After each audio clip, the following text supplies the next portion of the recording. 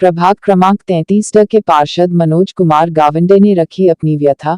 भाजपा की सत्ता नागपुर महानगर पालिका में होने से नहीं मिल रही निधि, जिससे प्रभाग के कई विकास कार्य रुके हुए हैं।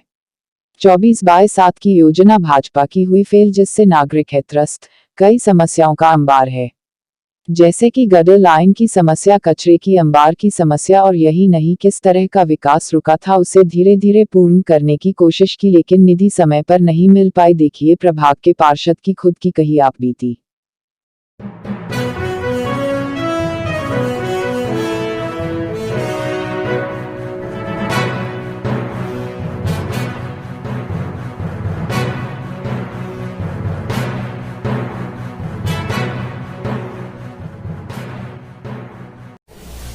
विकास निधि के बारे में तो यह है कि बहुत ज़्यादा तफावत हो रही। जो भारतीय जनता पार्टी के जो पार्षद हैं उनको निधि मुबलक यानी ज़्यादा अच्छे पैमानों पे मिल रही, जिससे वो प्रभाग में ज़्यादा काम कर पा रहे हैं और हमें निधि के लिए लड़ना पड़ रहा है। यह हमारी बड़ी समस्या है, क्योंकि सिर्फ 35 लाख रुपए जो वार्ड निधि हमको जो पार्षद को मिलती है, उसमें विकास के नाम पे कोई ज्यादा काम नहीं कर सकता। अगर अपने को रास्ते बनाना है या अच्छा जो जरूरी चीजें भी है, तो उसके लिए फंड तो बहुत आवश्यक होता।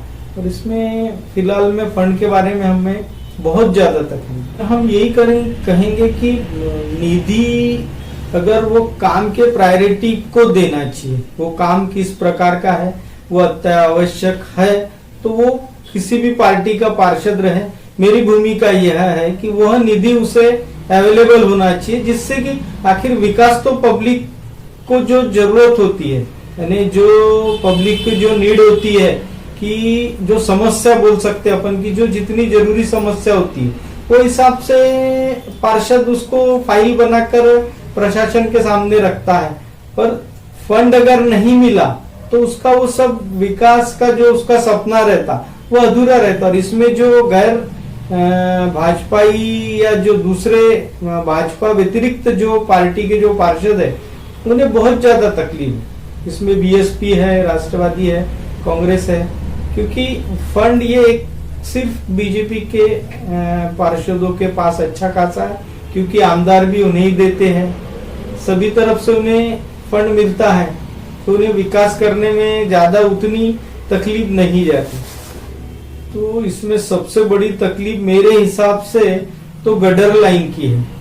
जो श्योर लाइन है वो 30-40 साल पुरानी है और जो कोलैप्स हो गई है।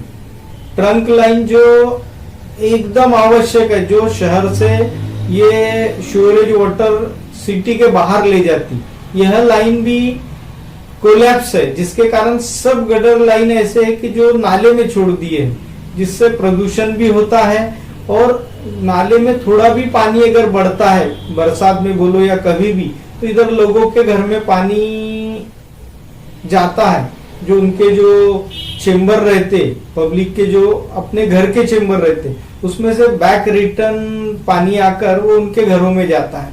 तो यह बहुत बड़ी समस्या है। सीमेंट रोड की जो हाइट बढ़ी है, इससे भी पब्लिक को बहुत ज्यादा परेशानी हो रही है, क्योंकि आज पब्लिक के जो घर है पुराने हैं वो नीचे चले गए हैं और सीमेंट रोड की हाइट ऊपर है, तो जिससे पब्लिक को ज्यादा समस्या है।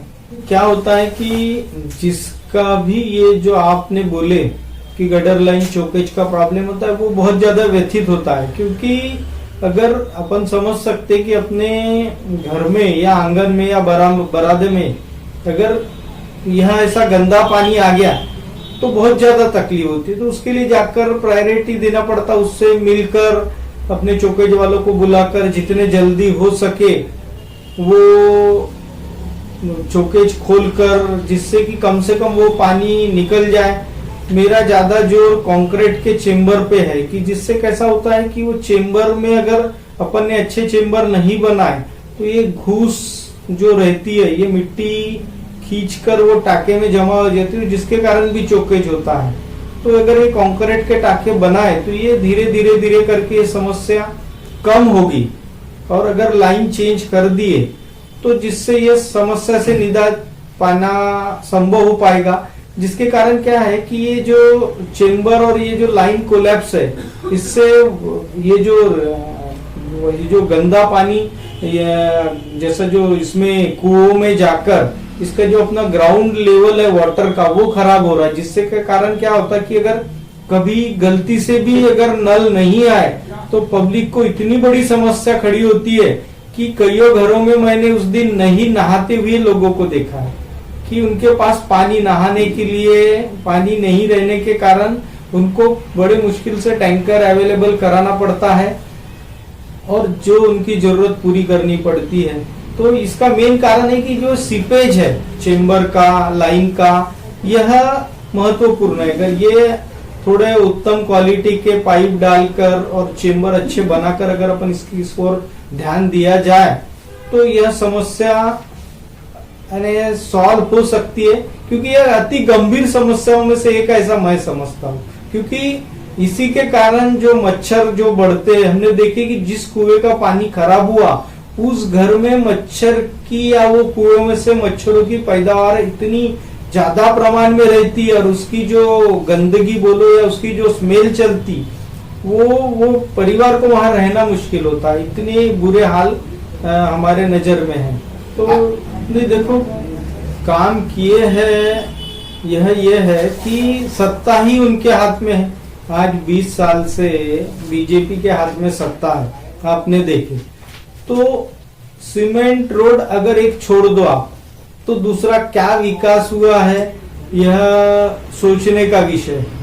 क्योंकि जो सपना माननीय उनके हमारे खासदार जी नितिन जी गडकरी ने देखे हैं, वो भी सपना अभी तक साकार होते हुए दिख नहीं रहा है। मुझे इसलिए खेद से बोलना पड़ रहा है कि 24/7 जो नारा था ये 2007 से दिया गया हुआ नारा था, और आज भी 24/7 एक कागजों पे सिमटी हुई है। लिमिटेड एरियाओं में सिर्फ ये 24/7 पानी दे सक रहे, उसमें भी इनके लिमिटेशन इतने तकलीफ दे है कि आज भी हमारे पास कईयों पब्लिक हमारे प्रभाग से आती है कि जिनका पानी अब 24/7 आप पानी दे रहे, पर पानी मेरे हिसाब से मैं जो सोचता हूँ कि एक गृहिणी अगर कोई खाना बना रही तो उसकी किचन ओटे तक तो भी कम से कम पानी रहना चाहिए।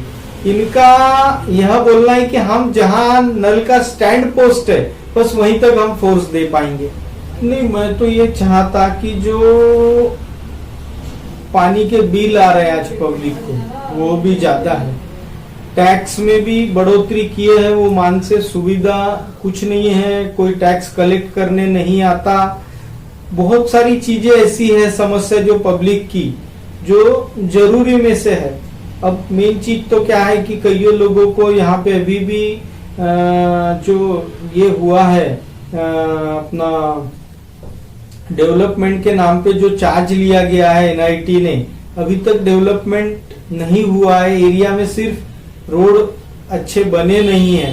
कई ऐसे हमारे प्रभाग में एरिया है कि जहाँ डेवलपमेंट लोगों ने भर दिए है पर डेवलपमेंट नहीं हुआ। तो ऐसे अरे बहुत से मुद्दे हैं जो अच्छे वाचनालय नहीं है, अच्छी व्यायामशाला जो बच्चों को आवश्यक है। क्योंकि आज क्या हो रहा है कि हम देख रहे हैं कि बच्चे 18-19 साल के जो हमारी धरोहर है वह नशे में जा रही, क्योंकि स्पोर्ट्स के ग्राउंड अच्छे अवेलेबल नहीं है। तो मैं तो हमारे गडकरी साहब से निवेदन करूंगा कि वह ज्यादा से ज्यादा जोर ये बच्चों के ग्राउंड डेवलप, क्योंकि उन्होंने ही घोषणा की थी कि मैं मेरे शहर के सभी ग्राउंड जिनमें एंक्रोचमेंट भी हुआ है उसको खेलने योग्य बनाएंगे करके। पर आज भी आप देखोगे तो जो सुविधा रहनी चाहिए वो नहीं है। बच्चों को मानकापुर जाना पड़ता है, यहाँ से हमारे यहाँ से आज मानकापुर नहीं कुछ तो 17-18 किलोमीटर का डिस्टेंस पड़ता, बच्चा वहां स्पोर्ट्स के लिए जाता है। अच्छे स्विमिंग टैंक नहीं है, 1-2 स्विमिंग टैंक है जिनका अपन नाम ले सकते। तो कैसा है कि बच्चों को अगर अपन यह फैसिलिटीज देंगे तो बच्चे कल अपने देश का हमारा नाम रोशन करेंगे, ऐसा मेरी एक सोच है। जिम का ऐसा है कि ग्रीन जिम का मेंटेनेंस आवश्यक है, और जो भी कंपनी या जो भी कॉन्ट्रैक्टर वो ग्रीन जिम लगाता है वो सिर्फ 1 साल के मेंटेनेंस पे लगाता है, जबकि 1 साल के बाद ही उसका सही में मेंटेनेंस आता है। क्योंकि जब पब्लिक वो ग्रीन जिम के ऊपर अपना एक्सरसाइज करती है तो उसके नट खुलना, किसी का बेरिंग खराब हो जाना, ऐसे छोटे छोटे मोटे जो उसके पार्ट्स खराब होते हैं वो अगर व्यवस्थित उसके ऊपर अगर मेंटेनेंस हो जाए तो वो ग्रीन जिम 2-4 साल चल सकते हैं। पर वो मेंटेनेंस नहीं रहने के कारण भी वो जल्दी से जल्दी खराब होते हैं, जिससे पब्लिक को वो एक्सरसाइज करने में तकलीफ जाती है। मैं तो यही संदेश दूंगा कि नगर सेवक एक इजी अवेलेबल रहने वाला व्यक्ति रहे, कि जो सिर्फ विकास ही नहीं, अगर किसी की कोई भी छोटी मोटी समस्या रहती है तो वो इजीली नगर सेवक के पास जा सके, ऐसा नगर सेवक रहे और ऐसा प्रशासन रहे। क्योंकि मैंने देखा है कि प्रशासन के तरफ से भी पब्लिक को कोई सही मार्गदर्शन नहीं मिलता, अवेलेबिलिटी नहीं मिलती। अगर यहाँ से कोई जाता भी है तो कर्मचारी अवेलेबल नहीं मिलते। कई ऐसी बहुत सारी छोटी छोटी समस्या है, सफाई कर्मियों की समस्या है जो होना चाहिए, नहीं होती साफ सफाई रेगुलर। इलेक्ट्रिक के पोल की है, आज भी देखोगे अगर आप हमारे प्रभाग से जाओगे तो कईयों पोल लग गए हैं, 6 महीने से साल भर से पोल लगे, उसके ऊपर लाइट नहीं है। तो अब ये पब्लिक तो नगर सेवक को बोलेंगी, और हम ये चाहते कि पब्लिक ने जो भी चीज मांगी है वो उन्हें अवेलेबल हो जाए।